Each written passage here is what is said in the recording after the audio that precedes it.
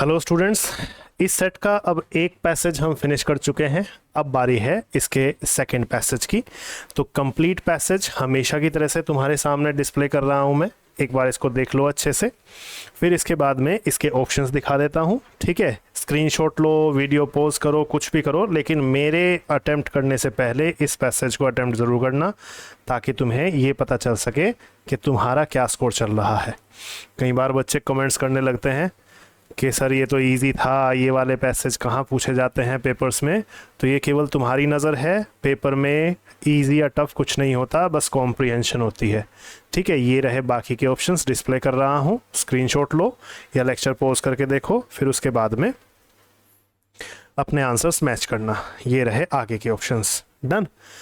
चलो, तो अब इस सेट का दूसरा पैसेज फिनिश करके इस सेट के सभी पैसेजेस फटाफट से फिनिश कर लेते हैं। ठीक है, चलो, तो पैसेज ये रहा तुम्हारे सामने। डन। अब चलो पहली लाइन शुरू करते हैं और देखते हैं हमें क्या फिलिंग यहाँ पर करनी है। It was my second year at boarding school. Boarding school में ये मेरा दूसरा साल था। बोर्डिंग स्कूल में ये मेरा दूसरा साल था। I was sitting on platform number 8। मैं प्लेटफॉर्म नंबर 8 पर बैठा हुआ था, अम्बाला स्टेशन पर। अब तुम्हें पता है, जब हम स्टेशन की बात करते हैं तो स्टेशन जो होता है एक सिटी का एक खास पॉइंट होता है। तो एग्जैक्ट पॉइंट के लिए कौन सी प्रीपोजिशन आती है, इसमें आपको ज़्यादा घूमने की ज़रूरत नहीं है। आपके सामने आंसर जो है सीधा सीधा है। ठीक है, एट अम्बाला स्टेशन या एट द स्टेशन तुमने बेसिक फ्लुएंसी में सुना भी होगा, इसमें यहाँ पर नया कुछ भी नहीं है। ठीक है, चलो अब आगे बढ़ते हैं। एक क्वेश्चन का आंसर हमें मिल चुका है और ये इजी होगा, आई बिलीव ये सबका सही जाएगा। ठीक है, जिसने भी आंसर किया होगा पहले से। It was my second year, ये बोर्डिंग स्कूल में मेरा सेकंड ईयर था। I was sitting on platform number 8। मैं प्लेटफॉर्म नंबर 8 पर बैठा हुआ था अम्बाला स्टेशन पर, waiting for the north bound train, north की ट्रेन की का वेट करते हुए। माई पेरेंट्स, मेरे पेरेंट्स और मुझे कुछ करते थे, ये बात यहाँ पर हम फिल करेंगे। देखते हैं क्या आता है। ओल्ड इनफ, मतलब अब वो मुझे इतनी उम्र का तो समझते थे या इतना बड़ा तो समझते थे, मतलब समझते थे या विचार करते थे, कुछ इस तरह की फ्लुएंसी यहाँ पर आ रही है।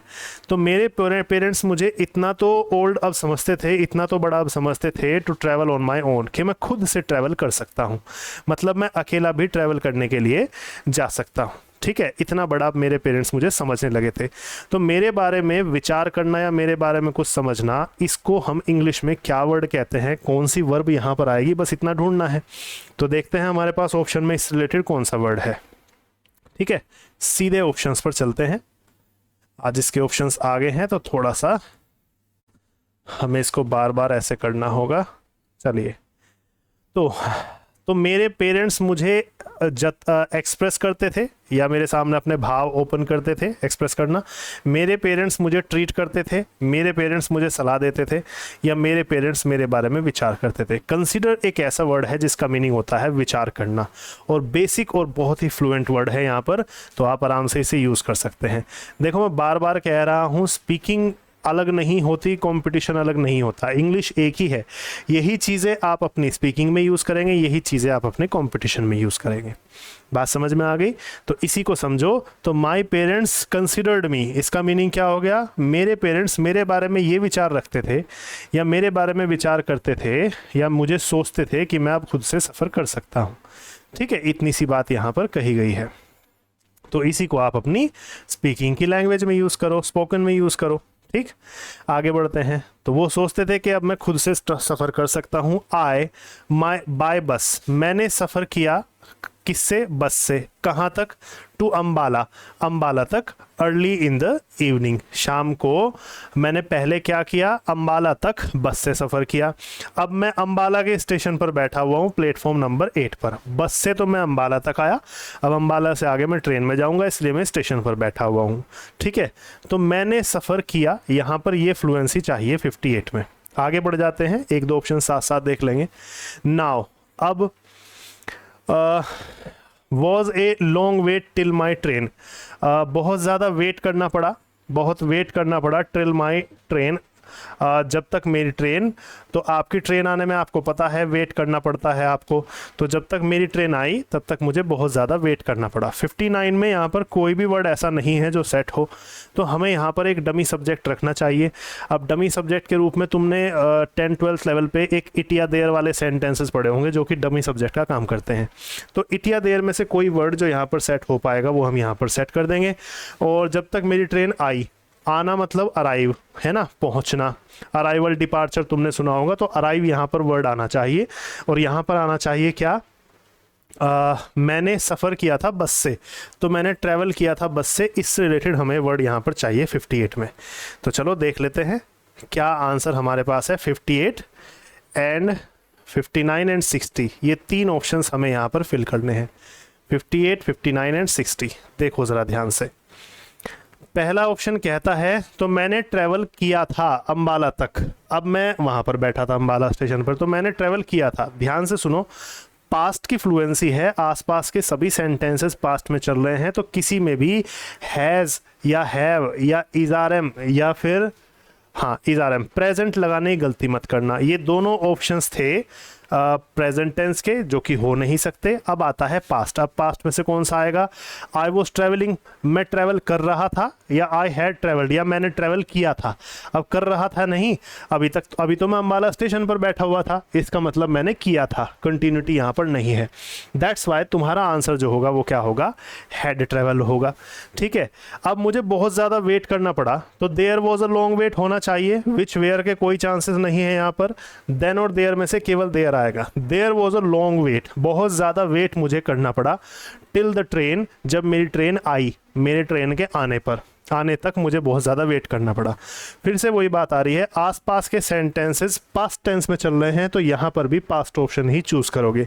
तो इसलिए अराइव में SAES या फिर अराइव, ये तो दोनों प्रेजेंट को ही शो कर रहे हैं, इंडेफिनिट को। अब मेरी ट्रेन आ रही है तो मुझे वेट करना पड़ा, या मेरी ट्रेन आई तब तक मुझे वेट करना पड़ा, तो आई की फ्लुएंसी है, जब तक मेरी ट्रेन आई तब तक मुझे वेट बहुत ज़्यादा करना पड़ा, ये फ्लुएंसी आई थी। तो 3 ऑप्शंस हमने यहाँ पर ये फिल कर लिए। ठीक है, जो जितने अच्छे से सेंटेंसेस को समझेगा वो उतना अच्छा आंसर देगा। अब बढ़ते हैं आगे, लास्ट 5 ब्लैंक्स हम फिल कर चुके हैं, अब बढ़ते हैं आगे के ब्लैंक्स को फिल करने के लिए। नेक्स्ट क्वेश्चन है, तो टिल माई ट्रेन अराइव्ड, जब तक मेरी ट्रेन आई मुझे बहुत वेट करना पड़ा। मोस्ट ऑफ द टाइम, ज़्यादातर समय, आई हैड बीन, ज़्यादातर समय मैं क्या कर रहा था, up and down the platform, platform पर ऊपर नीचे कुछ कर रहा था, मतलब वही टहलना, चहलकदमी करना, घूमते फिरते रहना, ये काम करते रहना। वह जब आपकी ट्रेन नहीं आ रही है और आप फ्री माइंड फील कर रहे हैं, आपको कोई काम नहीं है करने के लिए, क्योंकि आपको ट्रेन में जाना है, सफ़र के बाद ही आप कुछ कर सकते हैं, तो आप फ्री हैं, तो आप क्या करेंगे, इधर उधर टहलते रहेंगे। तो थोड़ा सा टहलने से रिलेटेड जो भी वर्ड होगा हमारा 61 ब्लैंक में वही आएगा। ठीक है, तो अप एंड डाउन, ऊपर नीचे, इधर उधर टहल रहा था मैं ज़्यादातर टाइम। तो देखते हैं टहलते रहने के लिए कौन सा वर्ड हमें चाहिए क्वेश्चन नंबर 61 में। ठीक है, अब यहाँ पर जो है थोड़ी सी वोकैबलरी है, जो बच्चे वोकैबलरी लिख लेंगे थोड़ा सा तो उन्हें आसान हो जाएगा आंसर चुनना। तो प्रोब जो एक वर्ड है, PROBE, ING इसमें लगा रखा है वो बात अलग है, तुम बिना ING के मीनिंग लिखो। PROBE इसका मतलब क्या होता है, इसका मतलब होता है छानबीन करना। ठीक है, छानबीन करना। और पेट्रोलिंग होती है निगरानी, पुलिस जो है पेट्रोलिंग करती है ना शहर में, वो निगरानी करती है। पेस का मतलब होता है, पेस के बाद आप अप एंड डाउन जोड़ सकते हैं, अप एंड डाउन, और इसका मीनिंग लिखेंगे पेस अप एंड डाउन का। आंसर आपका यही होगा, pace up and down, I was pacing up and down. इसका मीनिंग आप लिखेंगे पेस अप एंड डाउन का क्या लिखना है, इधर उधर चहलकदमी करना या इधर उधर टहलना, ये वाली फ्लुएंसी इसकी आएगी। और पेंट का मतलब होता है PANT, इसका मतलब होता है वर्ब के रूप में हाफना। ठीक है, नाउन के रूप में लिखोगे तो इसमें S भी लगेगा, और पैंट्स होगा फिर वो, और वो आप जानते ही हैं पहनने का लिए एक वस्त्र होता है। ठीक है, एक क्लोथ होता है। तो आंसर आपका आ गया पेसिंग। तो मैं ज़्यादातर टाइम क्या कर रहा था, इधर उधर टहल रहा था, ये वाली फ्लुएंसी है। अब बढ़ते हैं आगे, नेक्स्ट ऑप्शन, नेक्स्ट क्वेश्चन हमारा क्या है, लेट्स सी। मैं इधर उधर चहलकदमी कर रहा था ज़्यादातर टाइम प्लेटफॉर्म पर, ठीक है। और बुक स्टोर पर जा करके क्या कर रहा था, कुछ सर्च कर रहा था। सर्च करने से रिलेटेड मुझे यहाँ पर वर्ड चाहिए। बुक स्टोर पर किताबें सर्च कर रहा था। फीडिंग, खिला रहा था। फीडिंग का मतलब खिला रहा था क्या, ब्रोकन बिस्किट्स, टूटे हुए बिस्किट्स। आपके पास बिस्किट्स हैं, आपने खरीद लिया और उन्हें तोड़ तोड़ करके आप किसको दे रहे हैं, to stray dogs. Stray dogs या स्ट्रे एनिमल्स का मतलब होता है आवारा कुत्ते या आवारा जानवर जो गली में इधर उधर घूमते रहते हैं, समझ गए। स्ट्रे वर्ड जो होता है ये आवारा के लिए आता है, या जिनको पाला नहीं जाता, जिनको पेट नहीं बनाया जाता, उनके लिए आता है। तो मैं बिस्किट्स खिला रहा था और बुक स्टोर को सर्च कर रहा था। तो 62 में मुझे सर्च करने से रिलेटेड एक वर्ड चाहिए। बुक स्टोर पर जा करके मैं किताबें सर्च कर रहा था, इधर उधर मैगजीन देख लेता था कि भाई कोई अच्छी सी मैगजीन, कोई अच्छी सी किताब आ रही है क्या, है ना। तो 62 को एक बार फिल कर लेते हैं और फिर बढ़ेंगे आगे। तो सर्च करने से रिलेटेड मुझे वर्ड चाहिए। लेट्स सी क्या मेरा यहाँ पर वर्ड आ सकता है 62 में। ये रहे ऑप्शंस। तो 62 में मेरा वर्ड क्या होगा, ब्राउज का मतलब सर्च करना ही होता है, आपको पता है। ब्राउज जैसे इंटरनेट एक्सप्लोरर होता है तो वहाँ पर आप ब्राउजिंग करते हैं, यही तो होता है ना, ठीक है। और फ्लिप का मतलब किसी चीज़ को पलटना होता है, जैसे आपके पहले फ्लिप फ़ोन आते थे या फिर मोबाइल कवर्स आते थे जिनको फ्लिप करते थे आप थोड़ा सा, है ना, तब जा करके आप कॉल अटेंड करते थे। फ्लिप का मतलब पलटना होता है।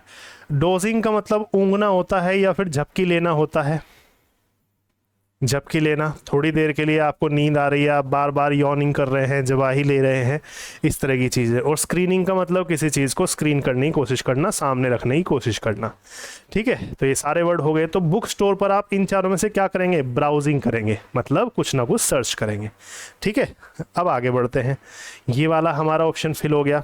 अपने मार्क्स ज़रूर बताया करो मुझे कमेंट बॉक्स में। और जो बच्चे एप्लीकेशन में कंप्लीट सेट पढ़ रहे हैं मेरे साथ डेली लाइव, उनको क्या करना है,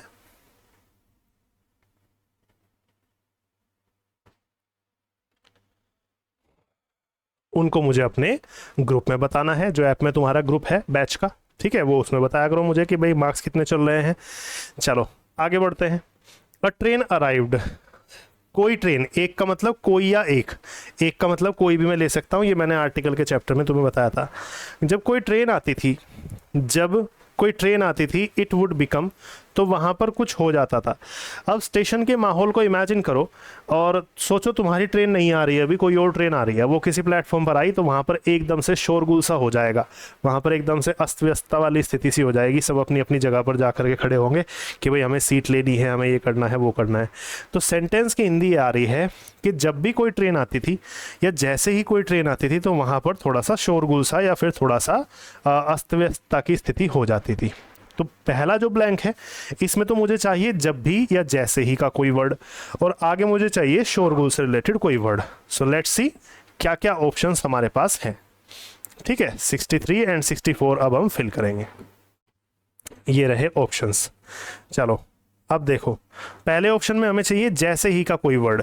अब नो लॉन्गर जो है जैसे ही के लिए नहीं आता, अलोंग एज तो कोई वर्ड ही नहीं होता है, ठीक है।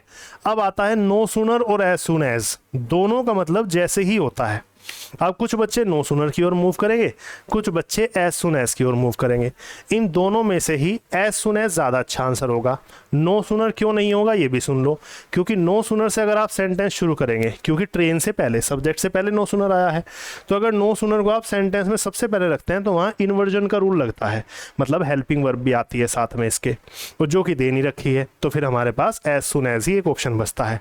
डिटेल्स इसको चाहिए, मैंने कंजंक्शन में पढ़ाया था, सारी डिटेल्स इसकी नो सूनर की भी और एज सुन एज की भी वहाँ तुमसे सारी डिटेल बताई गई है, वहाँ जा करके एक बार देख लेना, इसको पढ़ लेना, रिवाइज कर लेना, ठीक है।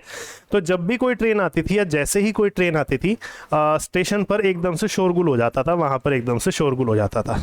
अब केओटिक का मतलब क्या होता है, केओटिक का मतलब भी शोरगुल हो जाएगा, शोरगुल भरा, है ना। ल्यूनेटिक का मतलब हो जाता है पागलपन भरा, मतलब सब पागल हो जाते थे, ऐसा तो नहीं है, ये तो नहीं आएगा। न्यूरोटिक का मतलब जिसकी नसें, माइंड की नसें जो हैं वो थोड़ी सी, या माइंड के न्यूरॉन्स जो है वो गड़बड़ हो गए हों, तो ये भी पागलपन से रिलेटेड वर्ड ही है, तो इनके तो चांसेस नहीं है। स्टेशन पर पागलपन हो जाता था ऐसा तो कहेंगे नहीं, है ना। एक्जोटिक का मतलब खास, विशिष्ट, विशेष होता है। तो जब भी कोई ट्रेन आती थी स्टेशन पर एकदम से शोरगुल हो जाता था और लोग अपनी अपनी सीटों के लिए दौड़ते थे, कुछ इस तरह की फ्लुएंसी है। दैट्स वाई आपका आंसर ए होगा। ठीक है, चलो अब आगे बढ़ते हैं। लास्ट ब्लैंक हमारे सामने है, एक बार इसको फटाफट से फिल कर लेते हैं। इसी के साथ में आपका ये पैसेज फिनिश होगा। ठीक है, तो देखो, तो शोरगुल हो जाता था एकदम स्टेशन पर, और इसके बाद है as the carriage doors opened.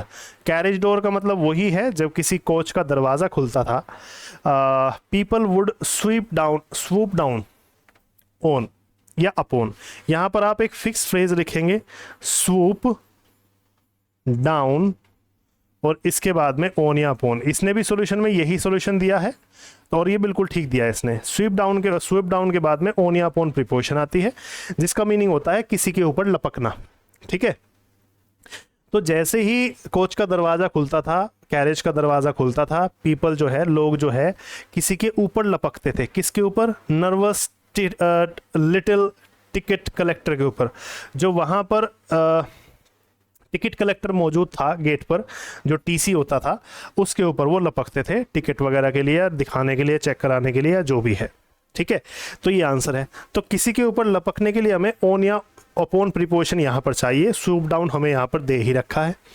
ठीक है, तो आंसर हमारे सामने है। ये तुम्हें फ्रेज याद करना है। ठीक है, आगे भी अपनी स्पीकिंग की लैंग्वेज में इसको यूज़ कर सकते हो। So let's see, question number 65 में हमें क्या चाहिए? स्वूप डाउन के साथ ऑन या अपॉन चाहिए, जो कि ऑप्शन ए में है केवल। ये आपको फ्रेज के रूप में याद करनी है। डन। तो 65 का आंसर जो है आपका ए हो गया।